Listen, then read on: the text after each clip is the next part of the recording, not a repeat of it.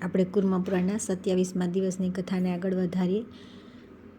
રુદ્રના માટે વારંવાર નમસ્કાર છે. હું આપના શરણમાં આવ્યો છું. આપ હિરણ્યબાહુ તથા હિરણ્યપતિને નમસ્કાર છે. અંબિકાપતિ તથા ઉમાપતિ આપને નમસ્કાર છે. નીલગ્રીવને નમસ્કાર છે તથા આપ પિનાકીને નમસ્કાર છે. વિલોહિત ભર્ગ તથા સહસ્ત્રાક્ષ આપને નમસ્કાર છે. આપ હંસને નિત્ય નમસ્કાર છે. આદિત્ય આપને નમસ્કાર છે. વજ્રઅસ્ત્ર તથા ત્ર્યંબક આપને નમસ્કાર છે. હું આપ વિરૂપાક્ષ મહાન પરમેશ્વરના શરણમાં છું. બધા દેહધારીઓના હિરણ્યમય ગૃહમાં આપે પોતાને ગુહ્ય રૂપે પ્રતિષ્ઠિત કરેલા છે.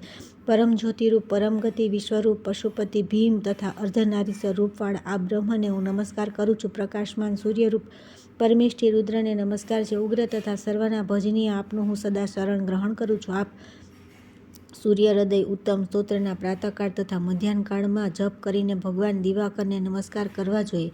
બ્રહ્મા દ્વારા પ્રદર્શિત સર્વ પાપોનું શમન કરનાર, વેદોના સારથી પ્રગટ થયેલા, બ્રાહ્મણોના હિતકરી, પવિત્ર અને ઋષિ સમૂહ દ્વારા સેવિતા સૂર્યહૃદયનો દ્વિજાતિ કુળમાં ઉત્પન્ન પુત્ર અને ધાર્મિક શિષ્યના માટે ઉપદેશ કરવો જોઈએ. ત્યાર પછી ઘરે આવીને બ્રાહ્મણે વિધિપૂર્વક આચમન કરીને અગ્નિ પ્રજ્વલિત કરીને યથાવિધિ અગ્નિમાં હવન કરવો જોઈએ. અજ્ઞાધ્યાન ન કરવાવાળો યજમાન દ્વિજાતિ જો કોઈ નિવારી ન શકાય તેવા કારણવશ સ્વયં અગ્નિહોત્ર કરી શકતો નથી તો તેના પ્રતિનિધિના રૂપમાં ઋત્વિકનો કોઈ પુત્ર, યજ્ઞોપવિત સંસ્કાર સંપન્ન પુત્ર, પત્ની, શિષ્ય, યજ્ઞોપવિત અથવા યજ્ઞોપવિત સહોદર ભાઈ પણ વિશેષ રૂપે આજ્ઞા લઈને વિધિપૂર્વક હવન કરી શકે છે. હાથમાં પવિત્રી ધારણ કરીને પવિત્રાત્મા થઈને શુક્લવર્ણનું વસ્ત્ર તથા ઉત્તરીય વસ્ત્ર ધારણ કરીને એકાગ્ર મનથી ઇન્દ્રિયોને સંયમિત કરીને અગ્નિમાં હવન કરે છે. દર્ભ વિના અને યજ્ઞોપવિત વિના જે પણ કર્મ કરવામાં આવે છે તે બધા રાક્ષસી કર્મ હોય છે. તે ન લોકમાં ફળ આપે છે ન પરલોકમાં.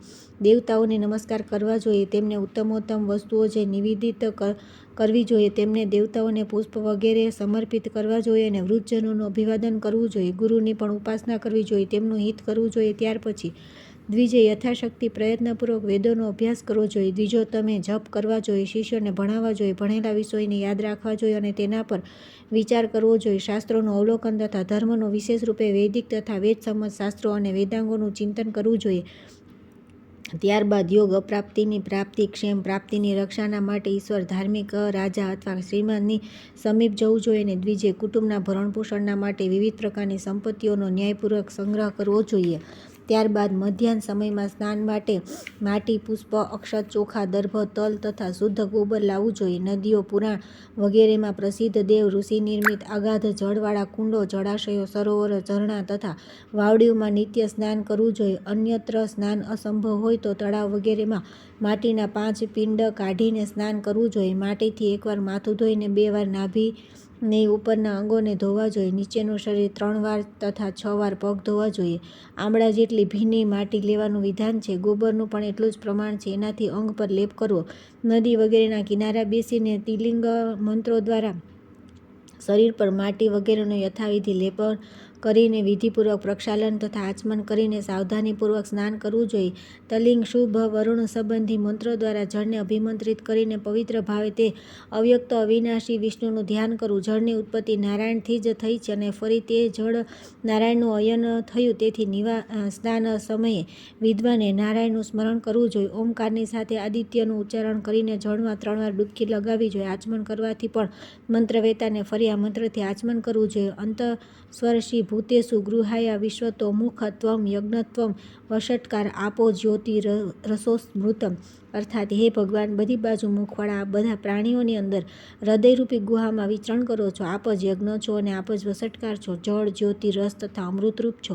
અથવા વિદ્વાન વ્યક્તિએ 3 વાર ધ્રુપદ 2 ચરણવાળી યા વ્યાહતિ અથવા પ્રણવયુક્ત ગાયત્રી અને અઘર્મષણ મંત્રના જાપ કરવા જોઈએ. ત્યાર પછી આપોહિષ્ઠા મયોભુવ ઇદમાપમ પ્રવહત આ મંત્રો અને વ્યાહતિઓ દ્વારા માર્જન કરવું જોઈએ. ત્યારબાદ આપોહિષ્ઠા વગેરે મંત્રોથી તે જળ, સ્નાનીય નદી વગેરેના જળને અભિમંત્રિત કરીને જળની અંદર ડૂબકી લગાવીને 3 વાર અઘમર્ષણ મંત્રનો જપ કરવો જોઈએ. અથવા ત્રિપદા ગાયત્રી મંત્ર અથવા પ્રણવના મંત્ર જપ કરે અથવા ભગવાન વિષ્ણુનું સ્મરણ કરે. યજુર્વેદમાં દ્રુપદાદિ આ પ્રમાણે જે મંત્ર પ્રતિષ્ઠિત છે તેના જળની અંદર 3 વાર જપ કરવાથી બધા પાપોથી મુક્તિ થઈ જાય છે. માર્જન કર્યા પછી હાથમાં જળ લઈને મંત્ર દ્રુપદાદિઓ જપ કરીને તે પાણીને માથા પર રાખવાથી, અથર્મર્ષણ કરવાથી સંપૂર્ણ પાપોથી મુક્તિ થઈ જાય છે. જેમ અશ્વમેઘ યજ્ઞ બધા યજ્ઞોમાં રાજા સમાન છે અને સમસ્ત પાપોને દૂર કરનારો છે, તે પ્રમાણે જ અઘર્ષણી સૂક્ત બધા સૂક્તોનો રાજા અને બધા પાપોનો નાશ કરનાર છે. આના પછી સૂર્યોપસ્થાન કરવું જોઈએ. આની પ્રક્રિયા આ છે: પુષ્પ સાથે અંજલિ મસ્તકને લગાવીને તે ફૂલ ઉપર સૂર્ય તરફ ઉછાળીને તે સૂર્યના દર્શન કરતા રહીને ઉદયમ તમસ્પરી ચિત્રમ ઉદુમ તમ ત્યચક્ષુ હંસ શુચિપછદ તથા વિશેષ રૂપે સાવિત્રી મંત્ર અને સૂર્ય સંબંધી અન્ય પણ પાપનાશક વૈદિક મંત્રોના જપ દ્વારા સૂર્યને પ્રસન્ન કરવામાં આવે. આ જ સૂર્યોપસ્થાન છે. આ પછી ગાયત્રી મંત્રના જપ કરવા જોઈએ. આ ગાયત્રી જપને જ જપ યજ્ઞ કહેવામાં આવે છે. પૂર્વાગ્રહ દર્ભ પર પૂર્વાભિમુખ પવિત્ર થઈને બેસવું જોઈએ અને સૂર્યના દર્શન કરતા રહીને એકાગ્રચિત્તે વિવિધ પવિત્ર મંત્ર, ગુહ્ય વિદ્યાઓ, શતરુદ્રી, અથર્વ શિરસ અને સૂર્ય દેવતાના મંત્રોના જપ કરવા જોઈએ. સ્ફટિક, ઇન્દ્રાક્ષ, ઇન્દ્રવૃક્ષ વિશેષના ફળની માળા, અક્ષમાળા બનાવવી જોઈએ. એમનામાં પહેલાથી પછી વાળી માળા ક્રમશઃ ઉત્તમ કહેવામાં આવી છે. બુદ્ધમાન વ્યક્તિએ જપ કરતા બોલવું નહીં, બીજા લોકો તરફ જોવું નહીં, માથું કે ગરદન હલાવવા નહીં અને ન દાંત દેખાડવા, કેમ કે આમ કરવાથી ગુહ્યક, રાક્ષસ અને સિદ્ધ તે જપના ફળને જબરજસ્તી હરી જાય છે. તેથી કોઈ એકાંત અત્યંત શુભ સ્થાનમાં જપ કરવા જોઈએ. ચાંડાળ, અશૌચયુક્ત વ્યક્તિ તથા પતિતને જોઈને લેવાથી આચમન કરીને પુનઃ જપ કરવા જોઈએ. જો આમની સાથે વાત કરી હોય તો તે સ્નાન કર્યા પછી જ જપ શરૂ કરવા જોઈએ. અપવિત્ર પદાર્થ જોવામાં આવી જાય તો આચમન કરીને પ્રયત્નપૂર્વક યથાશક્તિ નિત્ય સૂર્ય સંબંધી મંત્રો અને પાવમાની મંત્રના ઈચ્છાનુસાર જપ કરવા જોઈએ. જો ભીના વસ્ત્ર પહેર્યા હોય તો જળની અંદર સ્થિત થઈને જપ કરવા જોઈએ. અન્યથા પવિત્ર ભૂમિમાં દર્ભાસન પર બેસીને એકાગ્રતાપૂર્વક જપ કરવા જોઈએ. જપ પૂરા કર્યા પછી પ્રદક્ષિણા કરીને પૃથ્વી પર નમસ્કાર કરી અને આચમન કરીને શાસ્ત્રાનુસાર યથાશક્તિ સ્વાધ્યાય કરવો જોઈએ. ત્યારબાદ દેવતાઓ, ઋષિઓ તથા પિતરોનું તર્પણ કરવું જોઈએ. પ્રારંભમાં ઓમકારનું ઉચ્ચારણ કરીને અંતમાં નમઃ લગાવીને આપનું તર્પણ કરું છું એવું કહેવું જોઈએ. દેવતાઓ તથા ઋષિઓનું તર્પણ અક્ષત અને જળથી કરવું જોઈએ અને આપણી ગુહ્ય સૂક્ત વિધિ અનુસાર પિતરોનું વર્ણન તલ અને જળથી ભક્તિપૂર્વક કરવું જોઈએ. બુદ્ધિમાન, આસ્તિક, અધિકારી વ્યક્તિએ સત્ય ડાબા હાથથી અનવારધ સંબંધ જમણા હાથે અર્થાત બંને હાથોની અંજલિ દ્વારા જળ દ્વારા દેવતાઓ, ઋષિઓ તથા પિતરોનું તર્પણ કરવું જોઈએ. યજ્ઞોપવીતિ અર્થાત સવ્ય થઈને દેવતાઓનું નિમિત્ત થઈને અર્થાત માળાની જેમ કંઠમાં યજ્ઞોપવીત રાખીને ઋષિઓનું અને પ્રાચીનાવિતિ અર્થાત અપસવ્ય કરીને ભક્તિપૂર્વક દેવતાઓ, ઋષિઓ તથા પિતરોના પોતપોતાના તીર્થોથી તર્પણ કરવું જોઈએ. સ્નાનના વસ્ત્રને નીચોવીને મૌન રહીને આચમન કરીને દેવતાઓનું પૂજન કરવું જોઈએ. ક્રોધ અને શીઘ્રતાનો સર્વથા પરિત્યાગ કરીને તે મંત્રોથી પત્ર, પુષ્પ તથા જળ દ્વારા દેવતાઓનું પૂજન કરવું જોઈએ. ક્રોધ અને ઉતાવળનો ત્યાગ કરીને ભક્તિપૂર્વક બ્રહ્મા, શંકર, સૂર્ય, વિષ્ણુ તથા અન્ય જે પણ અભિષ્ટ દેવતા હોય તેમની પૂજા કરવી જોઈએ. પુરુષ સૂક્ત દ્વારા પુરુષ્ય અર્પણ કરવા જોઈએ અથવા જળ બધા દેવતાઓનું સ્વરૂપ છે તેથી જળ દ્વારા પૂજન કરવાથી બધા દેવતાઓની સારી રીતે પૂજા થઈ જાય છે. એકાગ્રતાપૂર્વક પ્રણવનો ઉચ્ચાર કરીને દેવતાઓનું ધ્યાન કરવું જોઈએ. નમસ્કાર કરીને અલગ અલગ દેવતાઓ પર ફૂલ ચડાવવા જોઈએ. વિષ્ણુની આરાધનાથી વધારે પુણ્યપ્રદ બીજું કોઈ વૈદિક કર્મ નથી. આથી આદિ, મધ્ય અને અંત રહિત વિષ્ણુની નિત્ય આરાધના કરવી જોઈએ. તદિષ્ણો આ મંત્રથી તથા પુરુષ સૂક્તથી વિષ્ણુની આરાધના કરવી જોઈએ. ચારે વેદોમાં પણ આ બંને તદવિષ્ણુ તથા પુરુષ સૂક્ત મંત્ર જેવા બીજા કોઈ મંત્રો કહી શકાતા નથી. તદવિષ્ણુ આ મંત્ર દ્વારા તદાત્મા અને તન્મય થઈને શાંતિપૂર્વક પોતાને વિશુદ્ધ તેજસ સ્વરૂપ વિષ્ણુમાં નિવેદિત કરવા જોઈએ અથવા પવિત્ર ભાવનાથી સનાતન ભગવાન ઈશાન મહેશ્વર દેવ મહાદેવની આરાધના કરવી જોઈએ. રુદ્ર, ગાયત્રી, પ્રણવ, ઈશાન મંત્ર, રુદ્ર તથા ત્ર્યંબક મંત્રથી એકાગ્ર મનથી પુષ્પ, પત્ર, જળ તથા ચંદન વગેરે દ્વારા મહેશ્વરની આરાધના કરવી જોઈએ અને મંત્ર બોલીને મંત્રની સાથે નમઃ શિવાયને જોડી દેવું જોઈએ. ત્યાર પછી ઋત અને સત્ય સ્વરૂપ ઈશ્વર મહાદેવને નમસ્કાર કરવા જોઈએ અને યો બ્રાહ્મણમ આ મંત્ર દ્વારા પોતાની ઈશ્વરના માટે સમર્પિત કરે.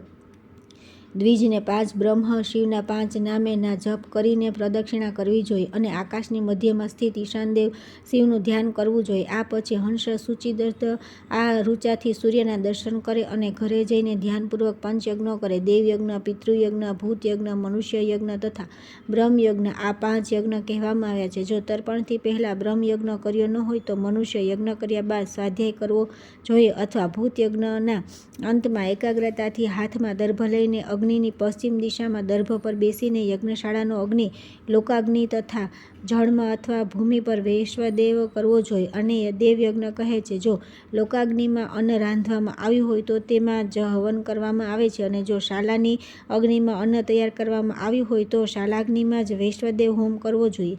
આ જ સનાતન વિધિ છે. વૈશ્વદેવ હોમ પછી બચેલા અન્ન દ્વારા ભૂત બલિકર્મ કરવું જોઈએ. આને ભૂત યજ્ઞ જાણો. આ બધા પ્રાણીઓને ઐશ્વર્ય પ્રદાન કરે છે. દ્વિજો, તમે ભૂમિ પર કૂતરું, ચાંડાળ, પતિત વગેરે તથા પક્ષીઓને અન્નનો બલિ આપવો જોઈએ.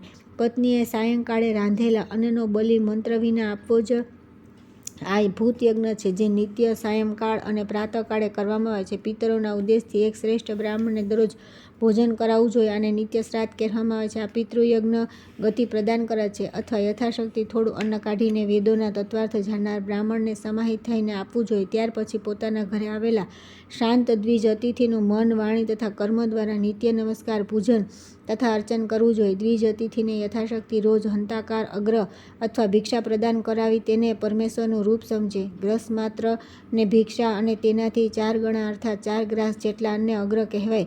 અગ્રના 4 ગણા અર્થાત 16 ગ્રાસ અર્થાત પર્યાપ્ત અન્નને હંતકાર કહેવામાં આવે છે. ગોદોહન કાલ પર્યંત અતિથિની સ્વયં પ્રતીક્ષા કરવી જોઈએ. જે પ્રમાણે અતિથિની પૂજા કરવામાં આવે છે તે જ પ્રમાણે અભ્યાગતોની યથાશક્તિ પૂજા કરવી જોઈએ. બ્રહ્મચારી ભિક્ષુકને વિધિવત ભિક્ષા આપવી. લોભરહિત થઈને યાચકોને યથાશક્તિ અન્ન આપવું. આ બધાને ન મળે તો ગાયોને અન્ન નિવેદિત કરવું. ત્યાર પછી ભોજનની નિંદા ન કરતા બંધુઓની સાથે મૌન રહીને ભોજન કરવું. દ્વિજોત્તમ, જે દ્વિજ પંચ મહાયજ્ઞોને કર્યા વિના ભોજન કરે તો તે મૂઢાત્મા તિર્યોની પ્રાપ્ત કરે છે. દરરોજ યથાશક્તિ કરવામાં આવેલ વેદોનો અભ્યાસ, મહાયજ્ઞ કર્મ, ક્ષમાનો ભાવ અને દેવતાઓનું પૂજન આ શીઘ્ર પાપોનો નાશ કરે છે. જે મોહપૂર્વક અથવા આળસથી દેવતાઓની પૂજા કર્યા વિના ભોજન કરે તે નરકોને પ્રાપ્ત થાય છે અને પછી શુકરની યોનિમાં જન્મ લે છે.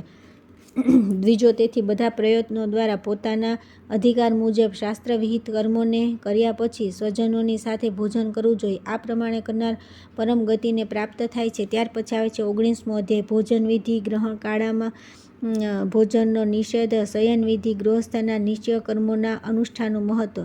વ્યાસજીએ કહ્યું કે પવિત્ર આસન પર બેસી પગને ભૂમિ પર મૂકીને પૂર્વ તરફ અર્થાત સૂર્યાભિમુખ થઈને ભોજન કરવું જોઈએ. પૂર્વાભિમુખ બેસીને ભોજન કરવાથી દીર્ઘ આયુષ્ય, દક્ષિણાભિમુખ બેસીને ભોજન કરવાથી યશ, પશ્ચિમાભિમુખ બેસીને ભોજન કરવાથી સંપત્તિ અને ઉત્તરાભિમુખ બેસીને ભોજન કરવાથી સત્યની પ્રાપ્તિ થાય છે.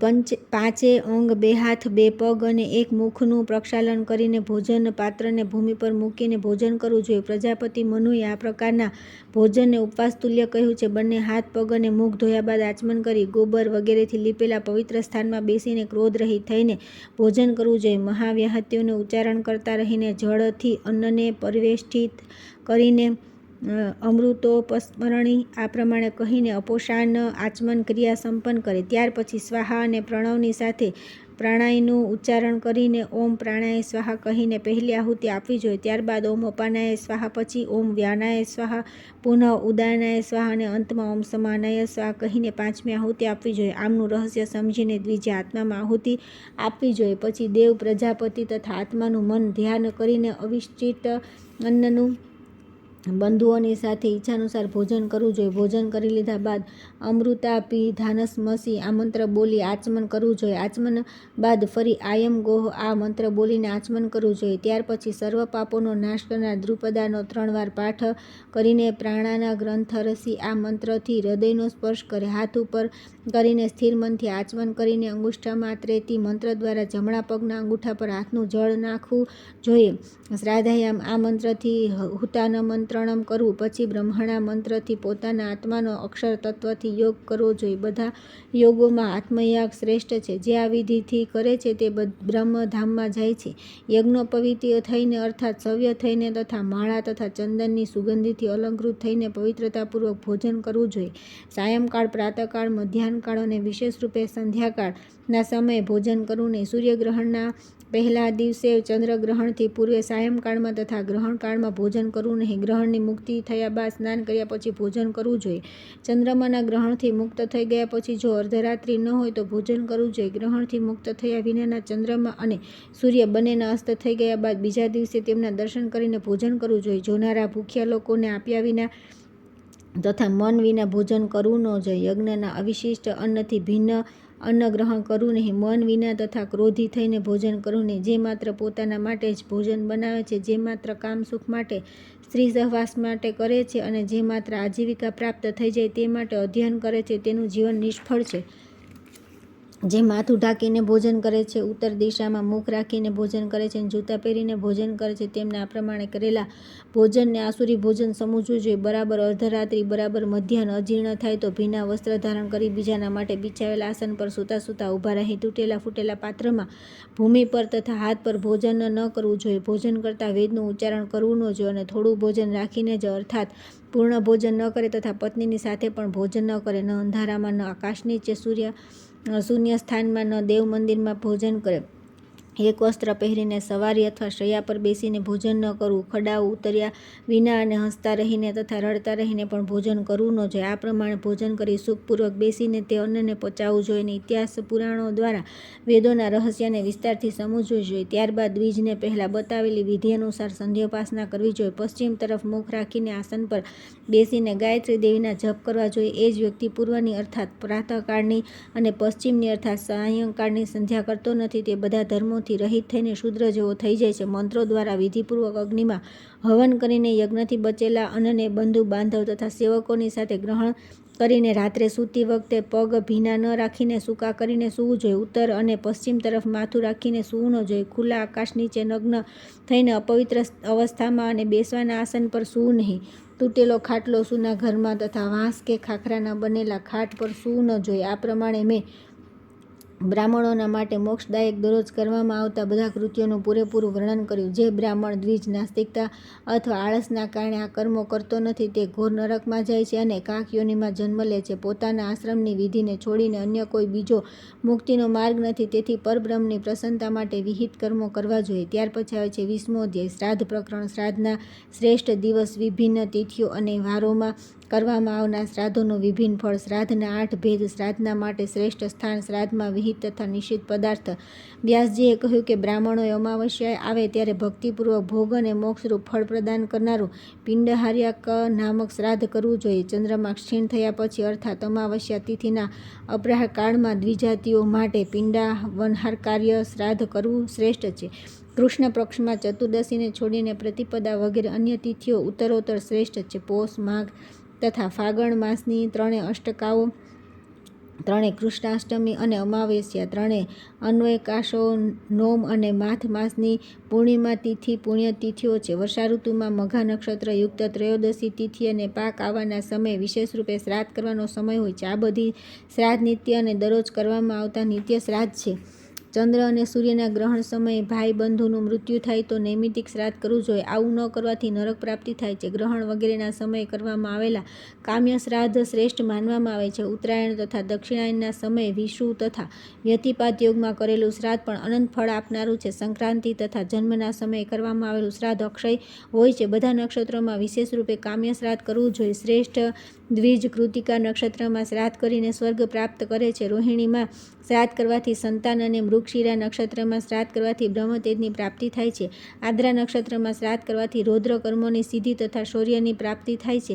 પુનર્વસુ નક્ષત્રમાં ભૂમિ અને પુષ્ય નક્ષત્રમાં લક્ષ્મીની પ્રાપ્તિ થાય છે. અશ્લેષા નક્ષત્રમાં સર્વકામનાઓ અને મઘા નક્ષત્રમાં સૌભાગ્યની પ્રાપ્તિ થાય છે. આ જ પ્રમાણે ઉત્તર ફાલ્ગુનીમાં ધનની પ્રાપ્તિ થાય છે અને પૂર્વ ફાલ્ગુનીમાં પાપનો નાશ થાય છે. હસ્ત નક્ષત્રમાં કરવામાં આવેલા શ્રાદ્ધથી પોતાની જ્ઞાતિમાં શ્રેષ્ઠતા અને ચિત્રમાં બહુપુત્રોની પ્રાપ્તિ થાય છે. સ્વાતિમાં વેપારમાં સિદ્ધિ અને વિશાખામાં સુવર્ણની પ્રાપ્તિ થાય છે. અનુરાધામાં શ્રાદ્ધ કરવાથી ઘણા બધા મિત્રોની તથા જ્યેષ્ઠામાં રાજ્યની પ્રાપ્તિ થાય છે. મૂળ નક્ષત્રમાં ખેતી તથા પૂર્વષાઢામાં સમુદ્ર સુધીની સફળ યાત્રા થાય છે. ઉત્તરષાઢામાં સર્વકામનાઓની સિદ્ધિ અને શ્રવણમાં શ્રાદ્ધ કરવાથી શ્રેષ્ઠતા પ્રાપ્ત થાય છે. કનિષ્ઠામાં સર્વકામનાઓ અને શતભિષામાં પરમબળની પ્રાપ્તિ થાય છે. પૂર્વ ભાદ્રપદ નક્ષત્રમાં શ્રાદ્ધ કરવાથી સોના ચાંદીથી શક્તિથી ભિન્ન ધાતુઓ તથા ઉત્તરાભાદ પદમાં શુભ ગ્રહ પ્રાપ્ત થાય છે. રેવતી નક્ષત્ર કરવામાં આવેલા શ્રાદ્ધથી બહુ સંખ્યામાં ગાયો અને અશ્વિનીમાં શ્રાદ્ધ કરવાથી ઘોડાઓની પ્રાપ્તિ થાય છે. ભરણી નક્ષત્રમાં શ્રાદ્ધ કરવાથી આયુષ્ય પ્રાપ્ત થાય છે. રવિવારે શ્રાદ્ધ કરવાથી આરોગ્ય, સોમવારે સૌભાગ્ય, મંગળવારે સર્વત્ર વિજય અને બુધવારે શ્રાદ્ધ કરવાથી સર્વ કામનાઓની સિદ્ધિ થાય છે. બૃહસ્પતિવારે શ્રાદ્ધ કરવાથી અભિષ્ટ વિદ્યા, શુક્રવારે શ્રાદ્ધ કરવાથી ધન અને શનિવારે શ્રાદ્ધ કરવાથી આયુષ્યની પ્રાપ્તિ થાય છે. પ્રતિપદા તિથિએ શ્રાદ્ધ કરવાથી શુભ પુત્રોની પ્રાપ્તિ થાય છે. દ્વિતીયામાં શ્રાદ્ધ કરવાથી કન્યા, તૃતીયામાં વંદીજનો, ચતુર્થીમાં શૂદ્ર પશુ અને પંચમીએ શ્રાદ્ધ કરવાથી સુંદર પુત્રોની પ્રાપ્તિ થાય છે. ષષ્ઠીમાં શ્રાદ્ધ કરવાથી દ્યુતમાં વિજય અને સપ્તમીમાં શ્રાદ્ધથી ખેતીની પ્રાપ્તિ થાય છે. અષ્ટમીએ શ્રાદ્ધ કરનાર સદા વેપારમાં લાભ પ્રાપ્ત કરે છે અને નવમીએ શ્રાદ્ધ કરવાથી 1 ખરીવાળા અને 10મીએ શ્રાદ્ધ કરવાથી 2 ખરીવાળા ઘણા પશુ મળે છે. એકાદશીએ શ્રાદ્ધ કરવાથી ચાંદીના પદાર્થ તથા બ્રહ્મજ્ઞાની પુત્રોની પ્રાપ્તિ થાય છે. દ્વાદશીએ શ્રાદ્ધ કરવાથી સુવર્ણ ચાંદી તથા સોના ચાંદી તથા કુપ્ય. ત્રયોદશી જ્ઞાતિમાં શ્રેષ્ઠતા અને ચતુર્દશીએ શ્રાદ્ધ કરવાથી કુપ્રજાની પ્રાપ્તિ થાય છે. આગળની કથા આવતીકાલે કરીશું.